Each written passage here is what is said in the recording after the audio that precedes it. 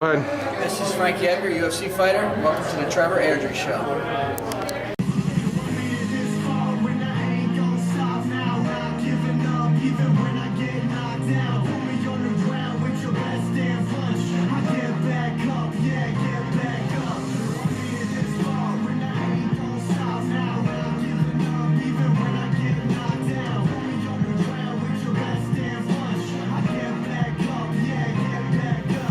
Welcome everybody to episode 16 of the Trevor Airdrie Show. I am your host, Trevor Airdrie. Special shout out to my boy Sharon for the theme song Get Back Up. You can purchase Get Back Up or any other of Sharon music at www.sharon69.bandcamp.com. And without anything further, on to the show. The recap, sponsored by Street Soldier, sick swag at sick prices. If you want to check out their gear, you can go to www.strtsoldier.com and get yours today. Alright, so the recap, UFC on Fox 10 had a very controversial main event. I thought I actually lost it on Twitter and on Facebook after this fight. I'm just fed up with the judging. It was a main event that featured Benson Henderson against Josh Thompson. I have never really been a big Benson Henderson fan, but that being said, I didn't think he did enough to win the fight. I scored the fight for Josh Thompson. I gave Thompson round 1, 4, and 5, which in my mind gives you a 48-47 win. One judge actually saw it my way, and the other judging, the 48-47, fine. I'll give the one judge a little leeway. But come on, 49-46, are you serious? There is no way Benson Henderson won 4 of the 5 rounds. I don't even think he won 3 of the 5 rounds. So that being said, I gave the fight to Josh Thompson, and I believe that Benson Henderson must pay off the judging because it's getting asinine. Like, this guy's screwed over Frankie twice, he's screwed over Gilbert, and now he's screwing over Josh Thompson. Get over yourself. Good God, this guy is a joke. He's a great fighter, but he doesn't bring it to finish it. He brings it to, impress the judges, I guess, because, he's not beating these guys in the cage by any means. And then he goes out on the record afterwards and says, I did enough to win and I deserve a title shot. And then Dana White quickly refutes that and says, no, you don't. You don't deserve a title shot. You're going to fight probably another 1 or 2 times before you get a title shot. What Twitter's going off about is saying Melendez Henderson too, and I just don't see that happening. And we'll see what goes on, but I was so mad after this main event. After a year of Gustafson's getting screwed over by Jones, in my mind, in a year that GSP Hendricks could have went either way, and then you come over to 2014 and it's the same drama, it's the same garbage. When are we gonna get credible judges? That's the end of the day. And I'm not speaking alone here. I'm not the only one that thought Josh Thompson had won this fight. I'm not the only one that thought Gilbert Melendez beat Benson Henderson for the title. I'm not the only one that thought Alexander Gustafsson beat John Jones. So, it's getting to the point where whether it's past fighters get their judging licenses or something, there's got to be some credibility on the judging side. And co-main event, it was a good co-main event for Stipe Miocic, not so much for Gabriel Gonzaga. Miocic wins via unanimous decision, 30-27, 30-27, 29-28. I scored at 29-28. I thought Miocic had taken 2 of the 3 rounds. I thought Gonzaga did enough in the first round to take it away from him. But, that's one of those fights that Stipe Miocic did win the fight. Whether it was Gabriel Gonzaga's broken hand, or whether it's just he looked like he didn't train cardio out of a 5-minute fight. I guess he was assuming he was going to end it early, but you never can assume you're going to end it early. You should always train cardio for the full fight. And he didn't and got caught, and Stipe Miocic wins via unanimous decision. Before that, obvious knockout in the night, Donald Cerrone. He has been on a tear. He takes out Adriano Martins, 440, round one, highlight reel head kick. Could end up winning my 2014 knockout of the year. It's still very, very, very, very early to decide the awards for next year, but it was a very impressive head kick knockout, and I'm a big fan of head kick knockouts. Cerrone looks good ever since he got signed by Kevin Harvick Marketing. He has Budweiser as a sponsor now. He has Kevin Harvick's NASCAR team as a sponsor now. So it was a very good move across for Donald Cerrone, and it got his head out of that whole side of like marketing, which has very helped his fight career by a lot. And Cerrone looked good. I could see, I could probably see Henderson against Donald Cerrone in some sort of a title eliminator fight. But once again, both those guys are probably about 2 fights out. But Cerrone with his head on his shoulders against Benson Henderson, I would pay to see that fight. And let's just hope that one doesn't go to the judges, because I believe Cerrone would lose. That being said, starting off the night, we had Jeremy Stephens versus Darren Elkins. Stephens gets the nod via unanimous decision. It was a great fight, I thought. Stephens, the UFC veteran, he just brought it, and he wanted it more than Elkins did, and took the win there. Rest of the card, gonna go through really quick. Alex Caceres defeating Sergio Pettis via submission rear naked choke in round 3. I was shocked with that one. I thought Sergio Pettis was going to take it. Eddie Wineland defeats Yves Jambouin via TKO, 416, round 2. Chico Camus defeats Meza via unanimous decision. Hugo Vienna defeating Junior Hernandez via unanimous decision. Khrushchenk, he beat Mike Rio via TKO, round 2. George Sullivan beating Mike Rhodes via unanimous decision. And starting out the night, we had a fight on UFC Fight Pass. Nikita Krylov defeating Walt Harris via TKO, 25 seconds of round 1. So that was your card. That was UFC on Fox 10. I love. There was a lot of good things they took away from this card. I think very highly of Stipe Miocic. I think very highly of Donald Cerrone. And, Eddie Wineland needed a win after losing his title shot. And Caceres having the underdog win over Sergio Pettis. One bad thing I took away from this fight is Benson Henderson paying the judge. I'm going to say has to pay the judges, because this is the 4th time this has happened. It's getting asinine now. So awards following the night, we had $50,000 bonuses handed out. Alex Caceres versus Sergio Pettis as fight of the night. No complaints there. I thought that definitely should have won fight of the night. Donald Cerrone knockout of the night. That was a complete no-brainer. I'm pretty sure Adriano Martins is still looking to find his common sense.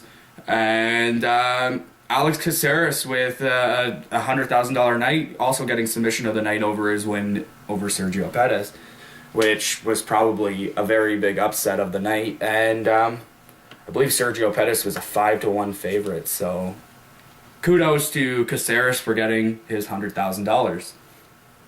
So In the News is up next. In the News, sponsored by Fear the Fighter Training Academy.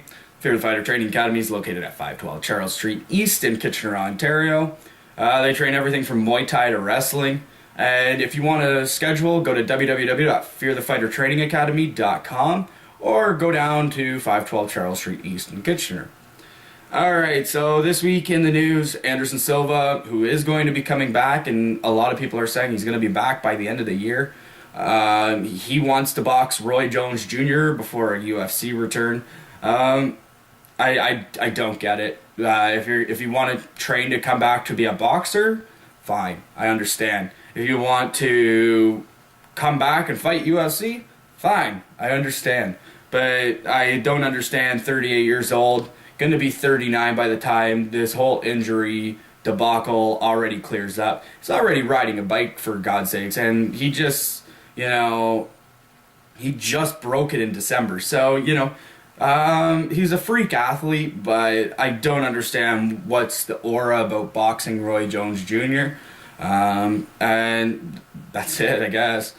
So, also, Anthony Showtime Pettis, he's been injured since early December. Actually, I believe he pulled out of the fight in late November, but he was supposed to fight in December.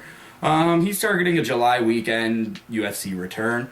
So, Showtime's going to be back in the cage, assuming for that July long weekend.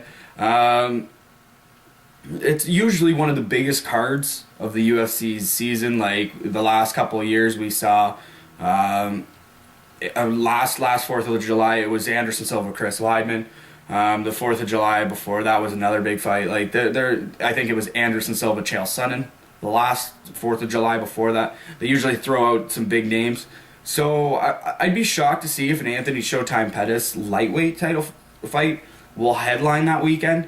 But then again, he might be the second biggest or first biggest draw in the UFC now that Anderson Silva is no longer champion and GSP is left. I have a feeling that we're going to see that on that weekend. Anthony Pettis, probably against TJ Grant, I would assume, because Josh Thompson lost his title shot. But I could probably see a main event of maybe Kane coming back and fighting the winner of Verdum, Travis Brown. That makes the most sense because I just don't see the UFC banking one of their biggest pay-per-views of the year on Anthony Showtime Pettis after a 7-8 month injury hiatus. So that'll be interesting to see. Some big news for me. I'm a big fan of this guy, Dan Henderson. He signs his new 6-fight deal. It's likely his last contract. His first fight on this contract will be the rematch with Shogun Rua, which won Fight of the Year back in 2011. So it'll be a great fight, probably. But yeah, it's a good deal for him. It will probably likely be his last. I can't really see him fighting more than 6 more fights, being in his 40s, and his last fight getting knocked out in impressive fashion by Vitor Belfort. So I would assume this 6-fight deal will be his last. Also, UFC on Fox 10, everybody said it lacked star power, and it was the lowest gate of the past Chicago draws by over $400,000. So that's pretty eye-opening for the UFC that it was $400,000 less of a gate than any of the past UFCs that went to Chicago. Donald Cerrone wants to fight 6 fights in 2014. He already has one under his belt fighting so early in January here. It's not out of the question providing he walks out of all those fights healthy and, if he doesn't have like a title shot coming up, because, that's another guy that maybe might fight Anthony Pettis on July long weekend. If you say if he wants to fight in 2 more months, and say a Benson Henderson or a TJ Grant wants to fight in 2 more months, but Donald Cerrone up against Grant or up against Henderson, winner fights Pettis on the 4th of July weekend, and it keeps Donald Cerrone on pace to get there. Also in the news this week, Josh Thompson, after his controversial loss to Benson Henderson on the weekend, he's contemplating retirement, saying this may be it after in the post-fight conference there for the UFC, that this just may be it. He might not be back in the cage, which, if that's the case, he had a great career, and he will probably always be known for his wars with Gilbert, more than this controversial decision with Benson Henderson. Dana White on the UFC on Fox 10, he said the scoring was way off and that Henderson does not deserve a title shot. I touched on this earlier in the show, so I won't dive any more into it. As well, UFC 169, which is this Saturday, but the Super Bowl may move the Super Bowl from Sunday to Saturday, or from Sunday to Friday, or from Sunday to Monday. If that does happen and the Super Bowl moves, or like the NFL moves the Super Bowl from Sunday to Saturday, the UFC said, well, you know what, we're going to move UFC 169 from Saturday to Sunday, and basically just flip-flop. Due to the fact that they're supposed to get a heavy the snowstorm this weekend in New Jersey that they're worried about the game being outdoors. But that's the NFL's problem as far as I'm concerned. I am wearing an NFL hat right now because I'm going to be cheering on my boy Peyton Manning this weekend. But, you know, that's the NFL's problem. Don't book a Super Bowl in a cold weather climate. It's the first time it's ever happened, and it'll probably be the last time it's ever happened because it's a stupid idea. Keep it in, like, Florida. Even though Florida's not that warm right now, keep it in Florida, keep it in California, keep it in Louisiana. Like, keep it somewhere far away from here. Like, it's not rocket science. But yeah, it's they might move to Saturday. UFC might move to Sunday. We'll see as the week shapes up that where will it go, basically. Also, Dana White says Chael Sonnen and Wanderlei Silva literally fought on the Ultimate Fighter Brazil set. This is not surprising to me at all. These two absolutely legitimately hate each other. Chael Sonnen with Anderson Silva was trying to sell a fight.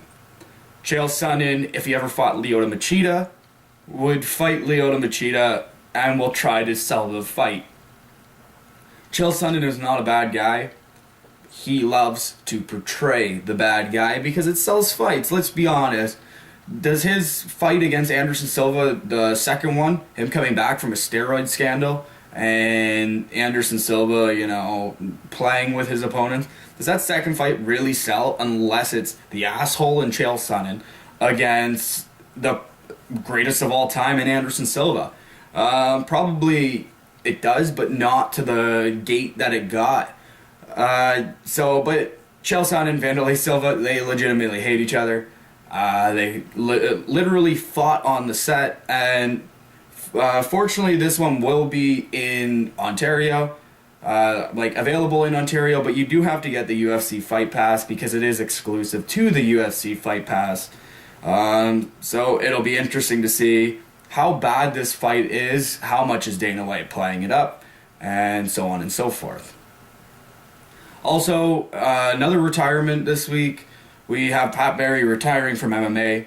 He does leave the door open to kickboxing, but he seems more willing to be a coach going forward by the looks of things. This is a smart move on Pat Barry. He was undersized to be a heavyweight and was too thick to drop down to light heavyweight, but 5'8", 235 pounds in the heavyweight division at 5'8", you're gonna lose 7-8 inches of reach. And the fight against Stefan Struve was my favorite because it looked like the movie Twins with Arnold Schwarzenegger and Danny DeVito. And Pat Barry was Danny DeVito and Stefan Struve was, you know, Arnold Schwarzenegger, and you know, there was probably a good like 2.5 feet difference in height in that fight. It's not that bad, like that much. I'm over exaggerating, but if you look at the weigh-in pictures, you'll understand what I'm talking about. It's hilarious. So that was the news this week. Coming up next, Outside the Cage.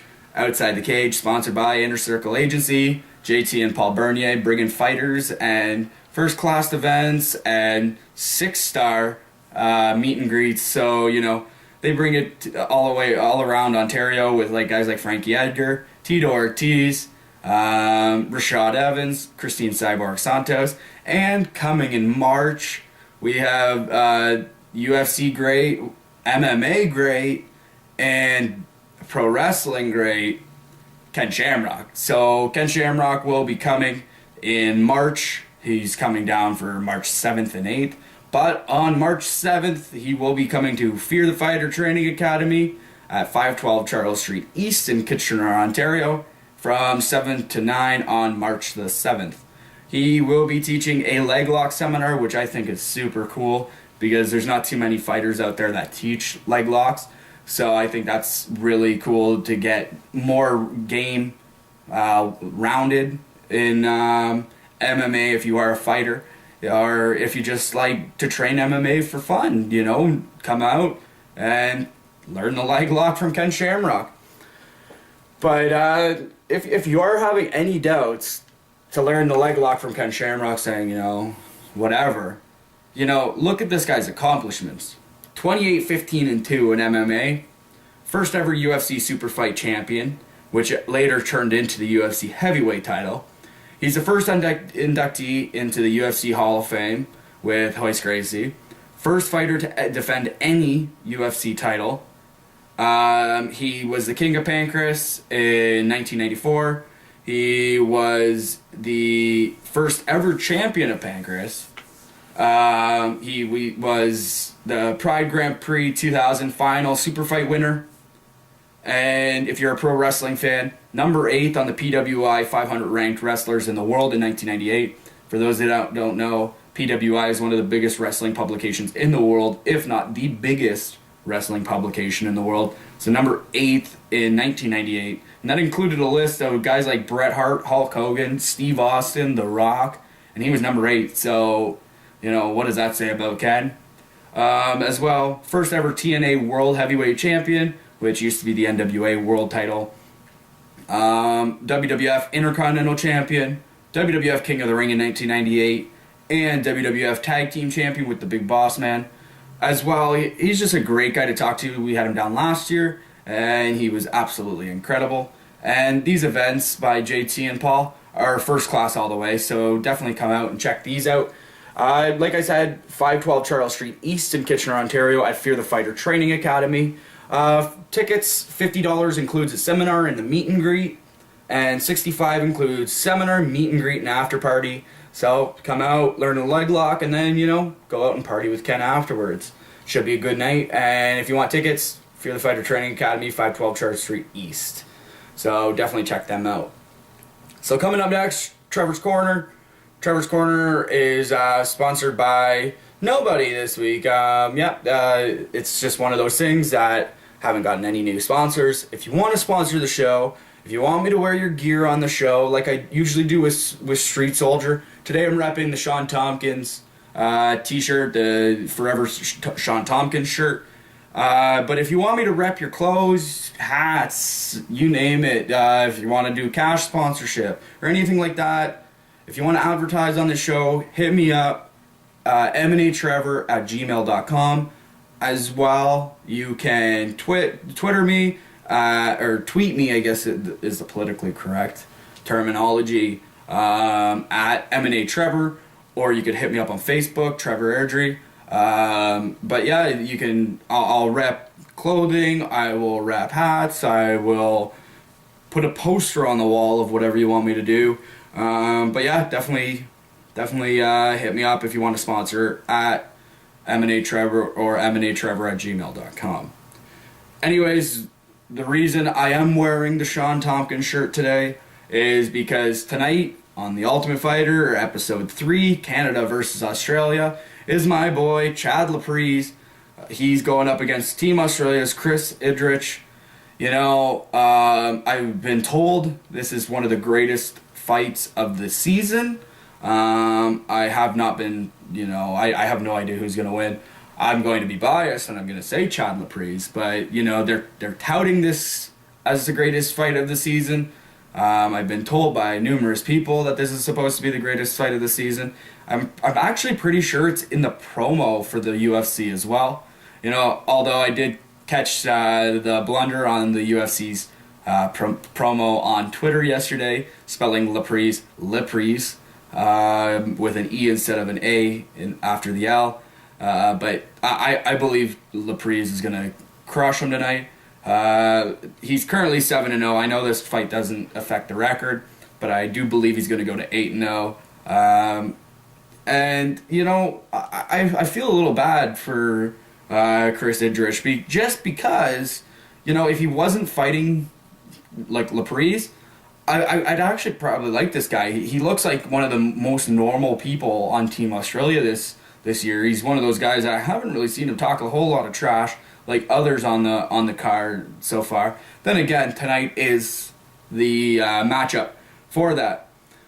I do find it a little bit odd of how the UFC is doing their promotions for this.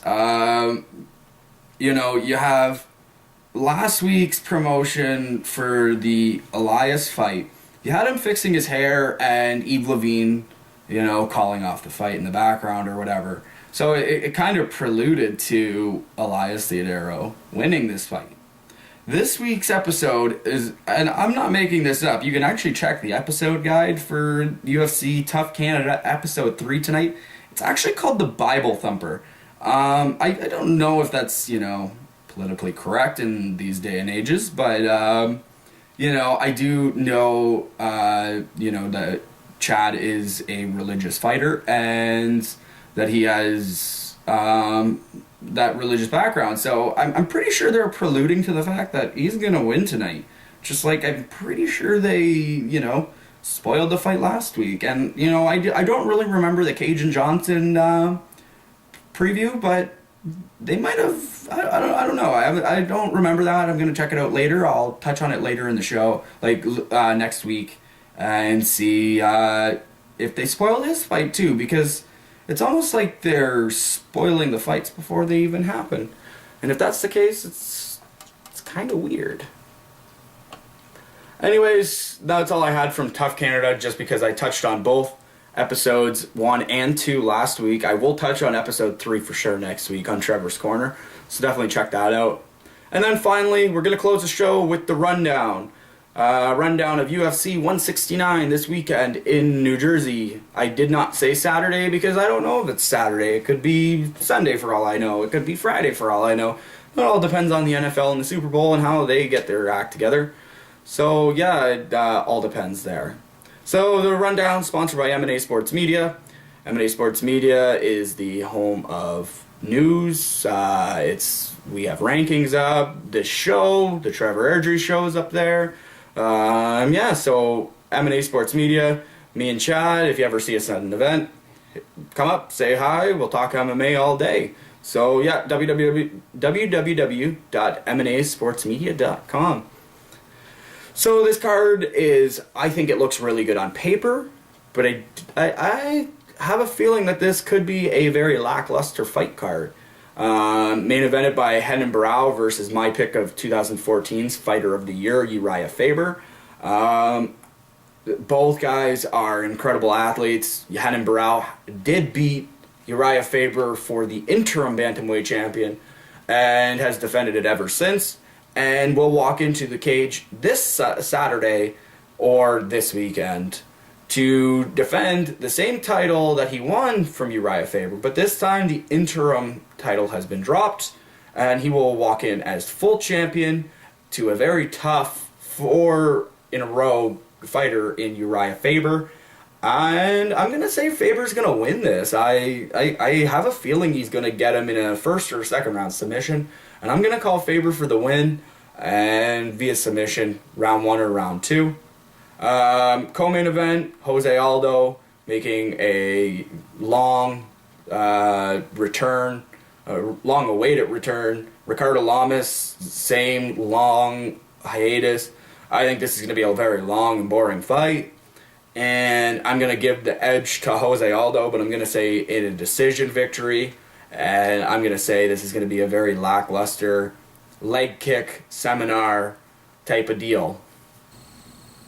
Before that, we have a do-or-die fight between Frank Mir and Alistair Overeem. Big heavyweight tilt here. I'm going to go with Frank Mir. I just see this fight being a 3-round, sluggish type of fight. Kind of very similar to the Stipe Miocic, Gabriel Gonzaga fight that we just saw. I'm not counting Alistair completely out with... I believe if the fight ends early, it's Alistair's fight to lose. If the fight goes late, I think it's Mir's fight to lose. And I just see this fight after, the long pauses of both of these guys. I believe Frank Mir's going to hold this one out. I'm going to say a decision victory in this one. And I believe, after a fight like this, it could be the end of both of them. I'm not exactly sure, but I know one of them will definitely not be around after this weekend. Before that, John Lineker versus Ali Baganidov. I'm going to take Lineker, providing he makes weight. It's been well established that he has very much difficulties making weight, but I'm going to take Lineker here, and I'm going to take him via decision as well. And then starting out the night, we have Jamie Varner versus Abel Trujillo. I'm going to go with the UFC veteran and Jamie Varner here. and I'm going to say probably another decision. I think this has the tendency to be a very heavily decision-based card, and definitely from what I see on the main card, I believe there's going to be 4 decisions on the main card, and then Faber with a first or second round submission for the main event. And then we go into the preliminary card. It starts at 8 p.m. on either Fox Sports 1 or Sportsnet 360 here in Canada. My boy John McDessie, he's fighting Alan Patrick. Obviously, I'm going to be biased with this one. I'm going to take the bull via first round KO. I'm going to take Chris Caricio over Danny Martinez.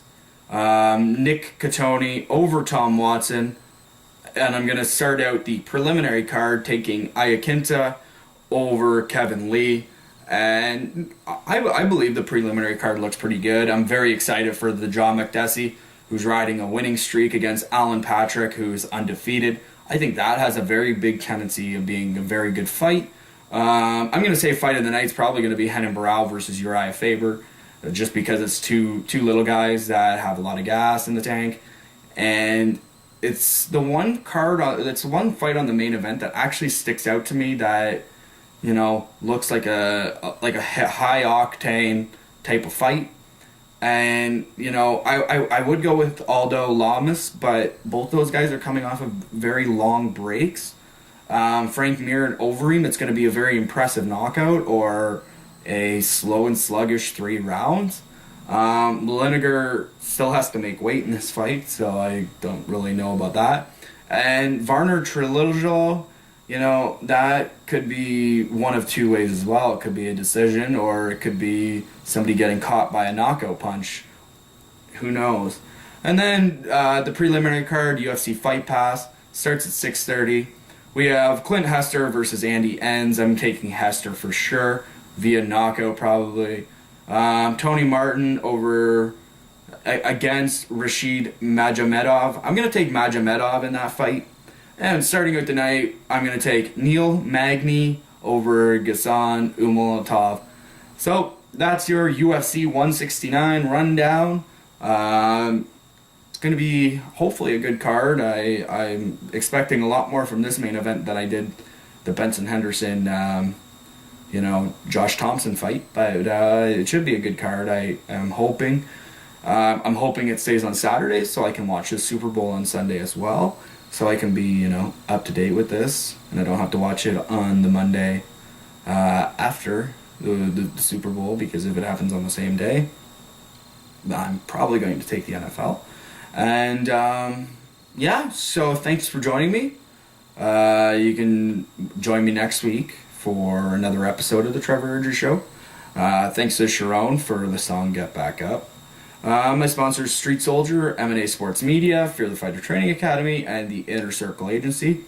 If you want to jump on board and sponsor one of these segments, you want me to wear a shirt for the show, you want me to wear a hat for the show, you want me to put a poster of an event that you have coming up in the background, hit me up on my mail at mnatrevor@gmail.com, or on Twitter at mnatrevor, or on Facebook, Trevor Airdrie. You can hit me up any of those places, and I'll put a poster up in the background for you, or wear a hat, or wear a shirt, or whatever you want. I'm always good with sponsors, so definitely let me know. And until next time, dream it, believe it, achieve it. I'm Trevor Airdrie, signing off.